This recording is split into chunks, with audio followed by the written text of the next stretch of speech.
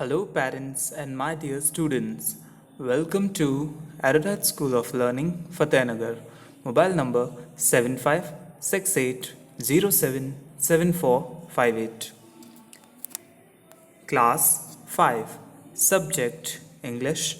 Chapter 6. Lecture number 3. If you have any doubt in this lecture, then you just need to write in your notebook. Whenever your school class will be opened, then you may clear to related teacher. इस lecture के दौरान अगर आपको कोई doubt है तो वो doubt आप अपनी नोटबुक में लिख लीजिए. जब भी आपके स्कूल्स रीओपन होंगे तो वो डाउट आप अपने रिलेटेड टीचर से क्लियर कर लीजिएगा. Now students, moving to chapter number 6. Take out your books and turn to page number 152. So here it is, the page number 152. So in the previous lecture, we were done with 2 paragraphs of this chapter and we were about to start the next. So let us begin with the paragraph. On the 10th day, large effigies of Ravan, his son Meghnad, and his brother Kumbhakaran are erected on a big ground. So it is said that on the 10th day, that is the day of Dashera, large effigies of large models of Ravan, his son Meghnad, and his brother Kumbhakaran are erected on a big ground. On the 10th day, 10वें दिन पर large एफिजीज बड़े पुतले of Ravan के, his son उसके बेटे मेघनाथ के, and और हिज ब्रदर उसके भाई कुंभकर्ण के, आर इरेक्टेड. स्टूडेंट्स, एफिजीज का मतलब होता है पुतले एंड इरेक्टेड का मतलब होता है खड़े किए जाते हैं. Are erected. Erect is the word, erected is the past form of erect. Okay, so erect हमारा फर्स्ट फॉर्म है बट इरेक्टेड उसका पास्ट फॉर्म है. सो यहाँ इरेक्टेड खड़े किए जाते हैं. Are erected on a big ground, एक बड़े मैदान पर. सो सेंटेंस का मतलब है ऑन द 10th डे, 10वें दिन पर रावण, उसके बेटे मेघनाथ और उसके भाई कुंभकर्ण के बड़े बड़े पुतले एक बड़े मैदान में खड़े किए जाते हैं. These effigies are stuffed with firecrackers. So it is said that these effigies are mainly stuffed with firecrackers and some of hay. These, ये effigies पुतले, are stuffed, भरे जाते हैं. So stuffed का फर्स्ट फॉर्म है STUFF, स्टफ. ED उसका past form हो जाता है. इसके साथ जब ED लगता है तो वो पास्ट फॉर्म हो जाता है. स्टफ्ड, भरे जाते हैं. स्टफ यानी भरना, ED लग गया तो स्टफ्ड, भरे जाते हैं. With fire crackers. So students, do you know what are fire crackers? Fire crackers क्या होते हैं आपको पता है? फायर क्रैकर्स मतलब पटाखे. These effigies are stuffed with firecrackers. ये पुतले पटाखों से भरे जाते हैं.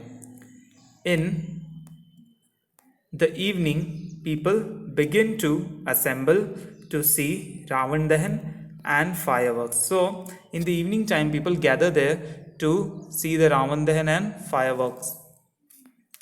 In the evening, शाम को people, लोग, begin to assemble. Now here listen carefully. Begin, शुरू करते हैं. To assemble, assemble means to gather. Students, assemble का मतलब होता है इकट्ठा होना. To see, देखने के लिए. रावण दहन, रावण को जलते हुए. And fireworks, और fireworks, fireworks का मतलब होता है आतिशबाजी. And fireworks. So in this sentence we can understand that शाम को लोग इकट्ठा होते हैं रावण दहन और आतिशबाजी देखने के लिए. Now coming to the next paragraph. Fairs are organised at various places on this auspicious occasion. So it is said that many fairs are also organized at various places on this special day or very special occasion. Fairs, here fairs मतलब मेले, are organized, आयोजित किए जाते हैं. Organised past form है organise का. यहाँ पर आर के साथ जब ऑर्गेनाइज यूज हो रहा है तो ऑर्गेनाइज्ड हो गया वो. आर ऑर्गेनाइज्ड यानी आयोजित किए जाते हैं. एट वेरियस, वेरियस यानी विभिन्न या बहुत सारे. प्लेसेस बहुत सारी जगहों पर. मैनी, वेरियस का मतलब मैनी भी होता है. Many places. On this auspicious occasion, इस ऑन दिस इस खास पर्व पर, शुभ पर्व पर. ऑस्पिशियस का मतलब होता है शुभ. कोई काम जब शुभ होता है तो उसे हम ऑस्पिशियस कहते हैं. ऑस्पिशियस ओकेजन, शुभ पर्व पर. ओकेजन का मतलब होता है पर्व. So it is said that fairs are organised at various places on this auspicious occasion. मेलों का आयोजन भी किया जाता है बहुत सारी जगहों पर इस शुभ पर्व पर, शुभ अवसर पर. Children enjoy themselves in many ways. Now here to say that children enjoy themselves in many ways. Children, बच्चे enjoy मनोरंजन करते हैं themselves खुद का in many ways बहुत तरीकों से. They play the roles of various characters like Ram, Hanuman and Rakshasas using handmade paper arms and masks. So here it is said that children amuse themselves by playing the roles of various characters like Ram, Ravan, Hanuman and the Rakshasas and using handmade paper arms and masks. So they play, वे खेलते हैं या निभाते हैं. The roles, किरदार of various characters, बहुत सारे किरदार. वे निभाते हैं बहुत सारे किरदार. कैरेक्टर्स का मतलब किरदार. लाइक जैसे राम, राम भगवान का. हनुमान, हनुमान जी का. और राक्षस, राक्षसों के किरदार भी बच्चे निभाते हैं. यूजिंग हैंडमेड पेपर आर्म्स, हाथ से बनाए हुए कुछ हाथ, बड़े बड़े पेपर से, कागज़ से बने हुए हाथ. एंड मास्क, और मुखौटे. सो यहाँ पर कहा गया है कि बच्चे भी अपना मनोरंजन बखूबी करते हैं और वे कई सारे किरदार निभाते हैं जैसे राम, हनुमान, राक्षस और कई सारे रामलीला के किरदार वे निभाते हैं. और उसमें वे कैसे निभाते हैं उन किरदारों को? मास्क बनाकर या बड़े बड़े पेपर से हाथ बनाकर. सो स्टूडेंट्स, इस पैराग्राफ का मतलब था कि दशहरा किस तरह से मनाया जाता है. इस पैराग्राफ में हमने ये सीखा, we learn that how Dussehra is celebrated, कैसे मनाया जाता है.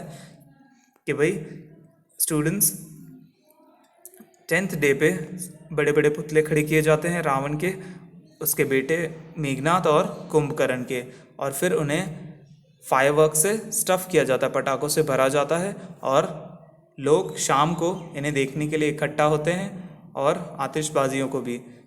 कुछ मेले लगाए जाते हैं कई जगहों पर दशहरा के पर्व पर और बच्चे उनमें काफ़ी आनंद लेते दिखते हैं.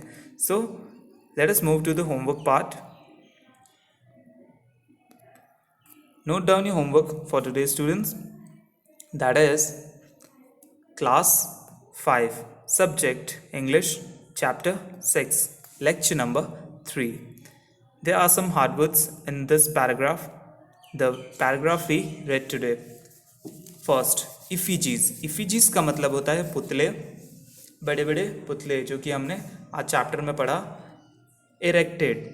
Now students, erected is the past form of erect. Erect word का past form होता है erected, जो हमारा verb है erect. erect यानी खड़ा करना. So उसका past form है erected, खड़े किए जाते हैं या खड़ा किया. Third one है assemble. Now the word is assemble. ASSEMBLE. Assemble यानी इकट्ठा करना, to gather. Okay students. Fourth is auspicious. AUSPICIOUS. Auspicious. Auspicious means शुभ. कोई भी काम जब हम करते हैं और वो शुभ है तो उसे ऑस्पिशियस कहा जाता है। Now you have to learn and write these hard words in your notebook in neat and clean handwriting। आपको ये hard words याद करने हैं और लिखने हैं बहुत ही अच्छी handwriting में। Note: send your daily homework before 9 o'clock every day in good handwriting on this WhatsApp number 7568077458। Note: daily 9 बजे से पहले आपको अपना होमवर्क रफ नोटबुक में गुड हैंडराइटिंग में करके स्कूल के व्हाट्सएप नंबर 7568077458 पर सेंड करना है। I hope you like the video. Thank you for watching students.